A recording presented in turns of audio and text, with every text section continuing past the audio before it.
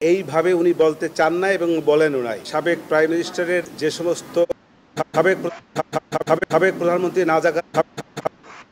প্রধানমন্ত্রী রাজাকারের নাতিপুতি এইভাবে উনি বলতে চান না। সাবেক প্রধানমন্ত্রী রাজাকারের নাতিপুতি এইভাবে উনি বলতে চান না এবং বলেনও নাই। সাবেক প্রাইম মিনিস্টারের যে সমস্ত কল্যাণ, যে সমস্ত ভালো ভালো কাজ, এই সব বিষয়ে তার প্রতি রাজনৈতিকভাবে ঈর্ষান্বিত হইয়া এই মামলাটার আনয়ন করা হয়েছে। এটা হলো মূল বক্তব্য। আমার যুক্তিটা হলো এই, প্রথম কথা হলো যে সে রাজাকারের নাতিপুতির যে বক্তব্যটা এসছে, সাবেক প্রধানমন্ত্রী রাজাকারের নাতিপুতি এইভাবে উনি বলতে চান না এবং বলেনও নাই। আর রাজাকারকে ধ্বংস করে দেওয়া, তাদেরকে হত্যা করা, এরকম একটা প্রশ্ন আসছে এই মামলার মধ্যে। সেক্ষেত্রে আমি বলেছি যে উনি দীর্ঘ বছর শাসনামলে ছিলেন। উনি যদি চাইতেন রাজাকারকে হত্যা করে ফেলবেন তাহলে ইতিপূর্বেই পারতেন। উনি ইতিপূর্বে যেহেতু রাজাকারদের হত্যা করেন নাই, আজকে আসে কেন বাচ্চা ছেলেদেরকে হত্যা করবেন? এটা হল প্রথম কথা। দ্বিতীয় কথা হলো, ওনাদেরকে বলা হয়েছে যে তাপস সাহেবের সঙ্গে উনি ফোনালাপ করেছেন, সেই ফোনালাপে বিভিন্ন ছাত্রদেরকে হত্যার নির্দেশ দিয়েছেন। আমি বলেছি এটা সঠিকটা, এরকম কোনো নির্দেশ প্রশাসনের পক্ষ থেকে কোনো ডকুমেন্টারি কোনো এভিডেন্স তাদের কাছে নাই। তৃতীয় কথা হলো, রংপুরে বেগম রোকেয়া বিশ্ববিদ্যালয়ের ছাত্র আবু সাঈদের যে হত্যার নির্দেশ দিয়েছেন, এরকম কোনো বক্তব্য, যে বক্তব্যগুলো এনেছে এগুলো সঠিক নয়। কারণ হলো এরকম কোনো ডকুমেন্টারি এভিডেন্স রাষ্ট্রপক্ষে তার যে দাখিলীয় কাগজপত্র তার মধ্যে নাই। 4 এবং 5 নম্বর যে অভিযোগগুলি, সেইগুলি বেলা 5টার, উনি তো বেলা 2টার, ওখানে বলা হয়েছে 14 আগস্ট থেকে 5ই আগস্ট, হ্যাঁ 14 জুলাই থেকে 5ই আগস্ট 2টা 30 বোধহয় সম্ভবত, পারহাপস একটু ভুল হতে পারে, সেইখানে মধ্যে ঘটনা। অতএব ওই দিন তো সে তো বাংলাদেশেই ছিলেন না।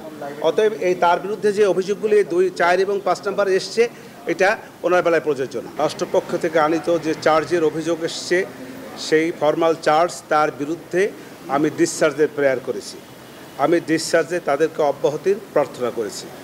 অব্যাহতির প্রার্থনার মূল যে বিষয়গুলি ছিল সেগুলো এই, যে তার বিরুদ্ধে যে সমস্ত কথাবার্তা এসছে সেগুলো কল্পিত, উদ্দেশ্যপ্রণোদিত, রাজনৈতিক উদ্দেশ্যপ্রণোদিত, এবং যেগুলো কোনো সত্যিকারের ভিত্তি নাই। এই আমার বক্তব্য।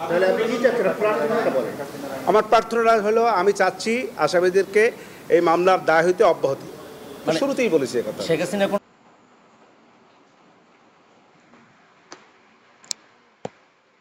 হত্যা নির্দেশ দেননি, প্রত্যক্ষ পরোক্ষ কোনোভাবেই না।